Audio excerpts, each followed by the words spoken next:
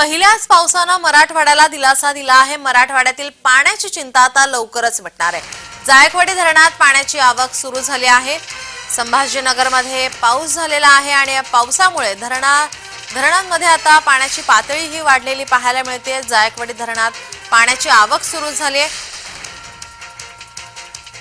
जोरदार पाऊस झालेला आहे संभाजीनगरमध्ये। राज्यामध्ये ठिकठिकाणी जोरदार पाऊस झालेला आहे आणि या पावसामुळे आता ज्या ठिकाणी पाणी टंचाई भासत होती त्या ठिकाणी आता पाण्याची चिंता आता मिटणार आहे।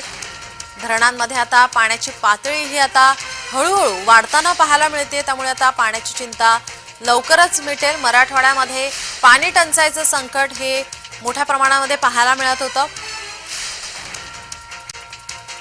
मराठवाड्यामध्ये अनेक ठिकाणी पाणी पुरवठा टँकरद्वारे करण्यात येत होता, मात्र आता पावसामुळे आता लवकरच ही चिंता मिटणार आहे।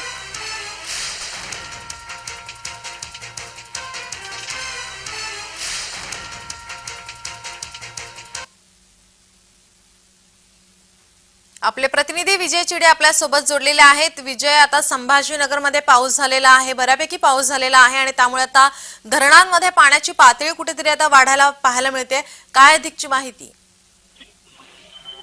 नक्की नीलम, जर बघितलं तर मराठवाड्यामध्ये भीषण पाणी टंचाईचा सामना जो आहे तो येथील नागरिक करताना आपल्याला पाहायला मिळाले। मागील 4 महिन्यापासून जर बघितलं नागरिक पाणी विकत घेऊन ते पाणी पिताना पाहायला मिळाले। मात्र काल जर बघितलं तर मराठवाड्यासह पश्चिम महाराष्ट्रामध्ये देखील जोरदार पावसाने हजेरी लावली आहे आणि त्यामुळे आता जायकवाडी धरणामध्ये जे आहे ते तब्बल एका दिवसामध्ये अर्धा टक्का जो आहे तो पाण्याची वाढ झालेली आहे। 4% पाणी साठा असताना आज जी नोंद झालेली आहे ती 4.5% झालेली आहे। त्यामुळे आता पहिल्याच पावसामध्ये जे आहे ते नाथसागरामध्ये अर्धा टक्क्याने पाणी साठा वाढलेला आहे। त्यामुळे आता कुठंतरी मराठवाड्यातील नागरिकांची पाणी टंचाईची समस्या जी आहे ती आता मिटवणार आहे आणि त्यामुळे जर बघितलं तर अजून 1-2 पाऊस जर जोरदार झाले तर नाथसागरामध्ये पाणी पातळी वाढ होणार आहे। त्यामुळे आता पुन्हा एकदा मराठवाड्याचे टँकर जे आहेत टँकर मुक्त होऊ शकतात। त्यामुळे सध्या जर बघितलं तर या पावसावरती सगळ्या शेतकऱ्यांच्या आशा लागून आहेत आणि जर बघितलं तर पिण्याची पाण्याची समस्या देखील आता मिटणार आहेत। मात्र जर पावसाने दांडी दिली तर पुन्हा टँकरची संख्या वाढण्याची आश्वासन जे आहे ते प्रशासनाच्या वतीने देण्यात येत आहे। मात्र पहिल्याच पावसावरती अर्धा टक्का पाणी साठा वाढलेला आहे। मात्र यानंतर आता पाऊस येणार का हे देखील पाहणं तितकंच महत्त्वाचं ठरणार आहे। नीलम, विजय, जायकवाडी धरणासह आणखी कोणत्या धरणामध्ये पाणी पातळी वाढलेली आहे त्या संदर्भात काय अधिकची माहिती?